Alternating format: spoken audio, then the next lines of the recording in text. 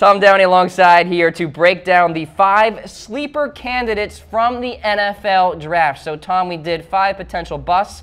We're going to go positive here. Yes. All right. So, first, let's define what sleeper means in your eyes, Tom. Take us through. Like, it can't be a first or a second round pick because that guy's not really a sleeper. And I tried to ignore most of the round 3 guys. I did break my own rule and throw in a few exceptions, especially for fantasy purposes, because I think some of these guys could make big impacts this year. And these aren't necessarily guys that are going to be superstars right away or even have success in the NFL, but I think the upside's a little bit higher for where they ended up being drafted. So some lesser-known guys are included on here. Okay, big-time opportunity for the first guy on your list here. Royce Freeman, running back for the Denver Broncos. C.J. Anderson is no more. This is, again, kind of like cheating almost because it's Royce Freeman. Like, he had a very successful career at Oregon. I think a lot of casual NFL fans know about him. He was an early third-round pick. But I still wanted to include him because, A, I didn't think he was going to go quite as high as he did, and I think he could be your Jordan Howard type halfback who gets a chance to play early in his career and does really, really well. And you kind of look at what Denver has. They cut C.J. Anderson, and then even you just take a look at what they currently have on their depth chart at running back, and it's not really a bunch of guys to go, oh yeah, this guy's going to be the lead back. Sure. Now, I think Devontae Booker, as of right now, is the top back in Denver. But A, he's had a fumbling problem, and he's put about 3.6 yards per carry in his NFL career. That ain't good. That's not good. D'Angelo Henderson is more of a third down back in my eyes. David Williams and Phillip Lindsay, those guys aren't going to be options long-term for Denver. So I think you look at among the halfbacks that didn't go in the first 2 rounds, the guy that could become your big sleeper at the position, I think Royce Freeman makes the most sense, and I think he can be a 3-down back because he has a little bit more pass-catching value than, say, Jordan Howard did coming out of Indiana and now with the Bears. So I think Freeman, yes, there are concerns about the wear and tear on his tires and just how much workload he's had at college and now he's going to get some in the NFL, but I think the upside is definitely there for him to be rather quickly one of the better halfbacks in the NFL. Is there a comparison to an NFL running back who had a big-time workload in college and then still had a long-term success in the NFL? Anything along that line? I mean, you can maybe look at a guy like Jordan Howard who had a big workload at Indiana just for the 1 year, but a guy of Freeman's workload who was the guy almost each and every year he was at college, you typically don't find those players. And I think you saw it a little bit with Freeman. That's the big concern for me is that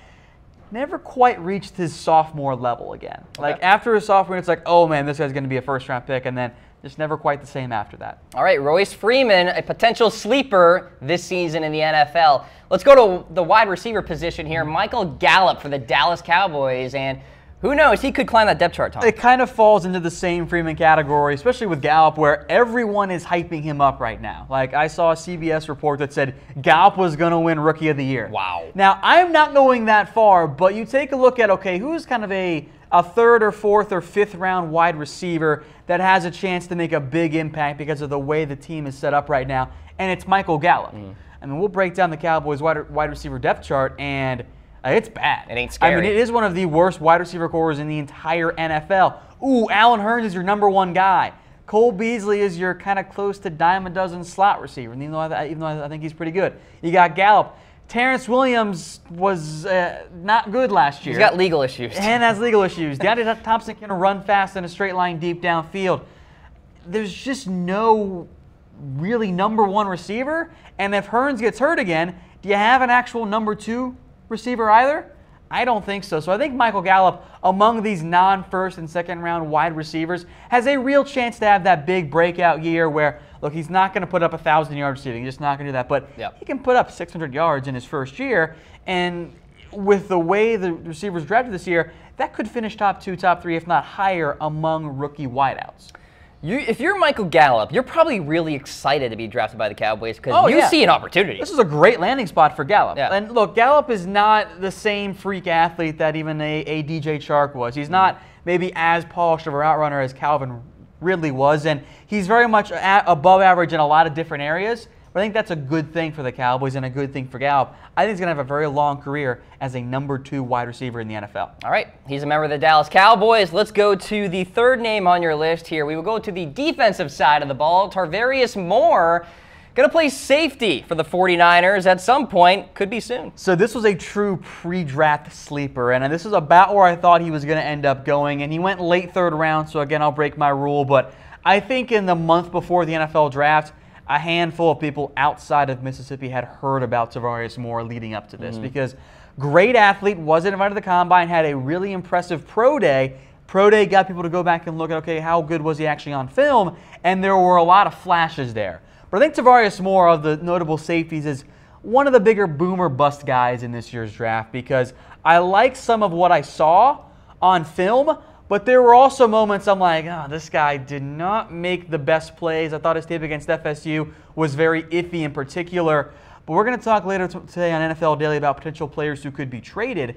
And if you keep Tarvarius Moore at safety, all of a sudden, I think you see a good chance where you can make a deal there. There's also been some buzz that they're transitioning him to maybe corner as well for a little depth Which play. would be interesting, but I'd say keep him in safety. I think that's his best fit. All right, Tarvarius Moore is there for the 49ers. Let's go to the linebacking core here for the LA Rams, and they need help there, Tom. We got Micah Kiser. This falls into the Michael Gallup category of this is a player who might just get to be a starter almost by default because the Rams, in the Wade Phillips defense, they just don't value inside linebackers all the time. That's why they traded away Al Ogletree to help before guys like Sue and Peters.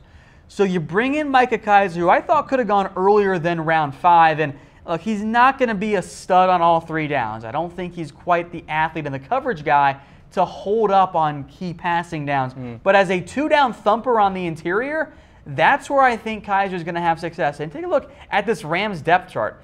Mark Barron, Ramik Wilson, Corey Littleton, and Bryce Hager. Who? Yeah, Littleton played a little bit more down the stretch last year for the Rams, and I kind of like Ramik Wilson, but I would not be surprised if we come out of the preseason and Mike Kiser has emerged as a starting linebacker for the Rams. They also have Tegary Scales, who I like at Indiana, but I think this is a prime example of the fit matters because I think Wade Phillips will get the most out of Micah Kiser, and the chance to have success early is also a big factor because the Rams, they just don't have enough at inside linebacker. When you got there, they're going to play 1 or 2 guys almost every snap, no matter what scheme they're in, be it a dime set or a nickel set. So I think the chance for Kiser, at least on 1st and 2nd downs, is there, and he's going to be a tackling machine. That's what he was at Virginia. He's going to be a 2-down thumper, and that's not as highly valued as it once was in the NFL, but it's still something NFL teams need, and I think Kiser will be that guy for the Rams early and often. You know, it's a good point you make about Wade Phillips and linebackers because, well, look at the secondary of the Rams, and look at that defensive line, and then you just say to yourself, it's okay to have below-average linebackers. You got to go cheap in certain areas, be it in draft assets or just overall money spent. The Rams went cheap at inside backer, and it's going to be fine because the rest of that defense is so talented. All right, so we got Kiser there for the Rams, and then we have Parry Nickerson, cornerback for the Jets. Wait a minute, is he going to beat out Buster Skrine? I hope so, because I don't like Buster Skrine. I've never liked Buster Skrine as an NFL player, but he keeps getting work, and that's okay. Nickerson was maybe one of my more outlandish draft takes where I said that I would rather have Nickerson than Dante Jackson. Now, NFL teams clearly don't feel the same way, and that's fine. I didn't think they were going to. I was a little surprised he fell to round 6. But Nickerson and Jackson, you look at like what they are on tape and on even just measurables, and they're very similar. Both are undersized, light guys. Nickerson and Jackson ran the same 40-yard dash time. I think Jackson might be a little bit faster, though, overall. Nickerson, though, has longer arms. And, oh, by the way, their ball skills, everyone take a drink, it's not even close. Nickerson had way more production in pass breakups and interceptions at Tulane than Jackson did. And I think of the guys that declared this year, Nickerson was the best kid out of the state of Louisiana among cornerbacks. So I would not be surprised if he takes over Skrine sooner rather than later. Robinson's an outside guy, so Skrine and Nickerson will compete on the inside. Now, there are a lot of bodies on the Jets overall at cornerback. So of these 5 guys I mentioned, if there's one that ends up getting cut this year, it's going to be Nickerson because he was a 6th-round pick. They have Roberts, they have Burst, they have Clark, even guys like Jones and Coleman who probably won't make the roster, but at least worth mentioning here. Could compete with Nickerson, but I liked a lot of what I saw on film. 6 interceptions this year, and it was only I think it was 13 for his entire career at Tulane. He's a really good player. I thought he was very much underrated, so he's definitely not the biggest name of this list, and he's definitely the biggest reach that I have on here.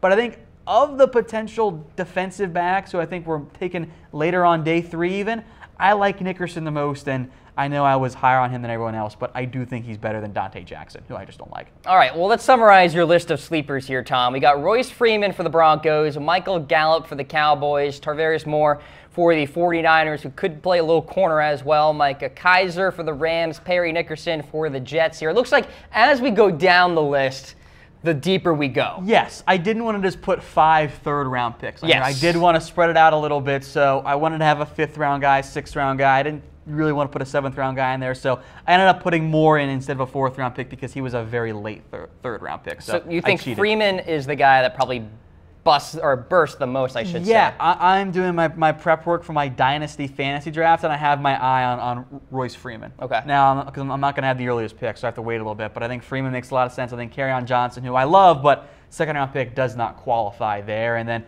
if you want a receiver, I think Michael Gallup makes a lot of sense there. All right, best sleeper pick from the NFL draft. Be sure to submit your votes, folks. We got Royce Freeman, Micah Kiser, Tarvarius Moore, Michael Gallup. If Tom missed somebody, be sure to hit us up in the comments section. And there are many guys that are not included.